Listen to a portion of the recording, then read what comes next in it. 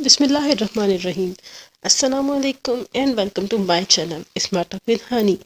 اس بار امید کے ساتھ کہ آپ سب لوگ بالکل خیر خیریت سے ہوں گے، خوش باش ہوں گے، ایک نئی ویڈیو کے ساتھ ہانی حاضر ہے۔ اگر آپ نے اب تک میرے چینل کو سبسکرائب نہیں کیا تو چینل کو ضرور سبسکرائب کر لیجیے، بیل آئیکن کو پریس کر دیجیے بہت اچھی amazing video history's and facts کے لیے۔ ہلاکو خان، پیدائش 15 اکتوبر 1218 اور وفات 8 فروری 1265۔ الخانی حکومت کا بانی اور منگول حکمران چنگیز خان کا پوتا۔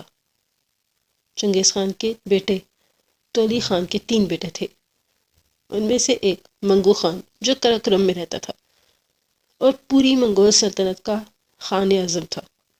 دوسرا بیٹا قبلائی خان جو چین میں منگول سلطنت کا بانی تھا، اور تیسرا ہلاکو خان۔ منگو خان کے زمانے میں شمال مغربی ایران میں ایک اسماعیلی گروہ حشاشیش نے بڑا ہنگامہ اور خون ریزی شروع کر دی۔ یہ علاقہ منگولوں کے زیر حکومت تھا، اس لیے وہاں کے باشندوں نے منگو خان سے اس ظلم کی فریاد کی۔ منگو خان نے اس شکایت پر اپنے بھائی کو ہلاکو خان کو 1256 میں ایران میں حاکم بنا کر بھیجا اور اس کو اسماعیلیوں کے خلاف کارروائی کرنے کا حکم دیا۔ ہلاکو خان نے اسی سال اسماعیلیوں کا مرکز قلعہ الموت پر قبضہ کر کے اسماعیلی حکومت کو ہمیشہ کے لیے ختم کر دیا اور ان کے آخری بادشاہ خور شاہ کو قتل کر دیا۔ اسماعیلیوں کا زور ٹوٹنے کے بعد ہلاکو خان نے بغداد کا رخ کیا، جو اس زمانے میں شیعہ سنی فساد میں کا گڑھ بنا ہوا تھا۔ خلیفہ مستعصم باللہ کے شیعہ وزیر ابن القمی نے ہلاکو خان سے بات کر کے ہلاکو خان کو بغداد پر حملہ کرنے پر آمادہ کیا۔ 1258 میں بغداد کو تباہ کر کے ہلاکو خان نے پورے عراق پہ قبضہ کر لیا اور بصرہ اور کوفہ کے عظیم شہروں کو تباہ برباد کر دیا۔ اس کے بعد منگول فوج نے جزیرے کے راستے شام پر حملہ کیا۔ منگول فوجیں نصیبین، رہا اور ہران میں کے شہروں کو تباہ کرتی ہوئی حلب پہنچی، جہاں 50,000 مردوں کو قتل کیا اور ہزاروں عورتوں اور بچوں کو غلام بنا لیا گیا۔ منگول فوجیں اسی طرح قتل و غارت کرتی ہوئی بربادی پھیلاتی فلسطین پہنچی، لیکن وہاں ناصرہ کے جنوب میں عین جالوت کے مقام پر 25 رمضان 658 ہجری بالمطابق سن 1260 کو ایک خون ریز جنگ نے مصر کے مملوکوں نے ان کو شکست دی اور پورے شام سے نکال دیا، اور اس طرح مصر منگولوں کے ہاتھوں تباہی سے بچ گیا۔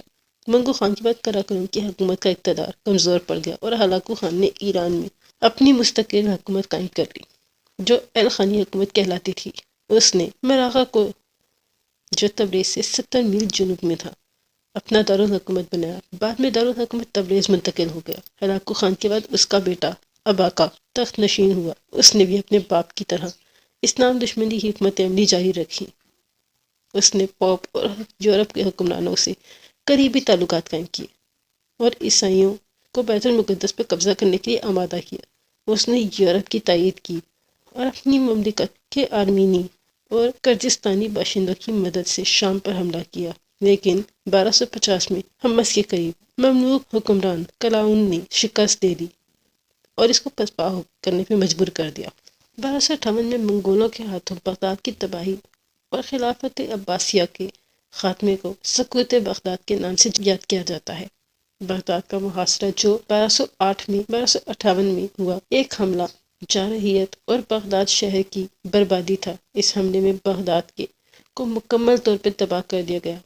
باشندے جن کی تعداد 1 لاکھ سے 10 لاکھ کے قریب تھی، شہر کے حملے میں کے دوران قتل کر دیے گئے اور شہر کو جلا دیا گیا، یہاں تک کہ بغداد کے کتب خانے بھی چنگیزی فوج نے حملوں کے دوران نہ چھوڑے اور تمام کتب خانوں کو جلا دیا گیا۔ ہلاکو خان کی زیر قیادت منگول افواج نے خلافت عباسیہ کے دارالحکومت بغداد کا محاصرہ کر کے شہر کو فتح کیا اور عباسی حکمران مستعصم باللہ کو قتل کر دیا۔ شہر میں لاکھوں مسلمانوں کا قتل ہوا، کتب خانوں کو نذر آتش کیا گیا، بہت ساری کتابوں کو دریافت کر دیا گیا۔ جنگ کے بعد منگولوں نے شام پر حملہ کیا، دمشق، حلب اور دیگر کئی شہروں پر قبضہ کیا۔ اس شکست کے بعد ساتھ ہی امت مسلمہ کا عروج کا دور اول ختم ہو گیا۔ منگولوں کی پیش قدمی کا خاتمہ مملوک سلطان سیف الدین قطز اور اس کے سپہ سالار رکن الدین بیبرس نے فلسطین کے شہر نابلس کے قریب عین جالوت کے مقام پر ایک جنگ میں کیا جس نے منگولوں کو پہلی بار شکست ہوئی، اور جنگ میں منگولوں کی قیادت ہلاکو خان کا نائب قتباغ کر رہا تھا جو اس جنگ میں مارا گیا۔ بغداد عباسی خلافت کا دارالحکومت تھا اور عباسی اسلامی خاندانوں میں دوسرے نمبر پر تھا۔ عباسی اسلامی خاندانوں میں دوسرے نمبر پہ تھے۔ بغداد کے عروج پر اس کی آبادی تقریباً 1,00,000 رہائشی اور 60,000 سپاہیوں کی ایک فوج دفاع کرتی تھی۔ 13ویں صدی کے وسط میں تک خلافت اب ایک چھوٹی سی ریاست تھی، تاہم خلیفہ کا منصب اور یہ مملوک یا ترک سرداروں میں کنٹرول میں تھا، اور اس کی اب بھی بڑی علامتی اہمیت تھی، اور بغداد بھی ایک امیر اور مہذب شہر تھا۔ ہلاکو خان کے محاصرے سے پہلے جنرل بیجو کی کمان میں منگولوں نے 1238 سے 1242 اور 1246 میں جدید عراق پر متعدد مرتبہ حملہ کیا، لیکن اس شہر پر نہیں کیا۔ 1257 میں منگول حکمران منگو خان نے عباسی خلافت پر غالب آنے کا فیصلہ کیا، اور یہ جان کر بغداد کا علاقہ ایک بڑا اور مرکزی علاقہ تھا، اس نے اپنی فوج کے لیے اپنے ملک میں سے ہر 10 لڑاکو میں سے ایک کو بھرتی کیا۔ ایک مضبوط تخمینے سے یہ فوج شاید منگولوں کی طرف سے سب سے بڑی فوج تھی، جس کے جنگجوؤں کی تعداد لگ بھگ 1,50,000 تھی۔ لیکن نومبر 1257 میں ہلاکو خان اور چینی کمانڈر کانگوا کی کمان میں انہوں نے بغداد کی طرف کوچ کیا، جس میں مختلف مسیحی افواج کا ایک بڑا دستہ شامل تھا۔ ایک میں سے ایک بڑا حصہ جارجین تھا، جو اپنے دارالحکومت تفلیس کی شکست کا بدلہ لینے کے لیے بے چین تھے، جو جلال الدین خوارزم شاہ کی طرف سے دہائیوں پہلے فتح کیا گیا تھا۔ دوسرا حصہ لینے والے مسیحی افواج میں آرمینیائی فوج تھی، اپنے بادشاہ کی قیادت میں تھی۔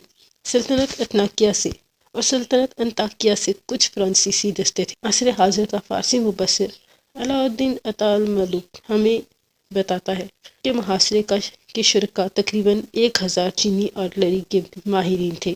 وہاں آرمینیائی، جارجین، فارسی اور ترک بھی تھے۔ بغداد کے محاصرے سے پہلے ہلاکو خان نے بآسانی لڑ کے شہر کو تباہ کر ڈالا۔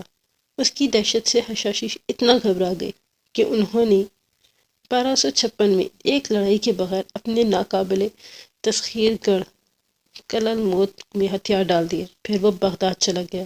منگو خان نے اپنے بھائی کو حاکم بنا دیا اور اسے حکم دیا وہ خلافت کو چھوڑ دیں اگر وہ منگولوں کی فرمانبرداری قبول کرتے ہیں۔ بغداد کے قریب ہلاکو خان نے ہتھیار ڈالنے کا مطالبہ کیا، لیکن خلیفہ معتصم نے انکار کر دیا۔ کئی وجوہات کی بنا پر خلیفہ معتصم حملے کی تیاری کرنے میں ناکام ہو گیا۔ اس نے نہ لشکر جمع کیا اور نہ ہی شہر کی دیواروں کو مضبوط کیا۔ اس سے بھی بدتر اس نے ہلاکو خان کو اپنی دھمکی سے بہت زیادہ ناراض کر دیا اور اس طرح اپنی بربادی کو یقینی بنایا۔ ہلاکو خان نے دجلہ کے دونوں کناروں پر لشکروں کو تعینات کیا۔ خلیفہ کی فوج نے مغرب سے حملہ آور ہو کر افواج میں کچھ کا پیچھے ہٹنے پر مجبور کر دیا اور اگلی جنگ میں ہار گئے۔ حملہ آور منگولوں نے کچھ حفاظتی بندوں کو توڑ دیا، جس کی وجہ سے وہاں کی فوج کے پیچھے ایک سیلاب آ گیا اور وہ پھنس گئے۔ اس طرح بہت سے فوجیوں کو ذبح کر دیا گیا یا پانی میں غرق کر دیا گیا۔ چینی دستے نے 29 جنوری کو شہر کا محاصرہ شروع کیا۔ یہ جنگ محاصرے کے معیار کے مطابق بہت تیز تھی۔ 5 فروری کو منگولوں نے دیوار کا کنٹرول لے لیا۔ مستعصم نے گفت و شنید کی کوشش کی، لیکن اس نے انکار کر دیا۔ 10 فروری کو بغداد نے ہتھیار ڈال دیے اور منگولوں نے 13 فروری کو شہر میں بھاری کامیابی حاصل کی اور قتل عام اور تباہی سے ہر طرف کا نقشہ بدل دیا۔ تو یہ تھی آج کی ویڈیو پسند آئی ہو تو لائک ضرور کر دیجیے گا، چینل کو ضرور سبسکرائب کر دیجیے گا، بیل آئیکن کو پریس کیجیے۔ دعا میں یاد رکھیے۔ اللہ حافظ۔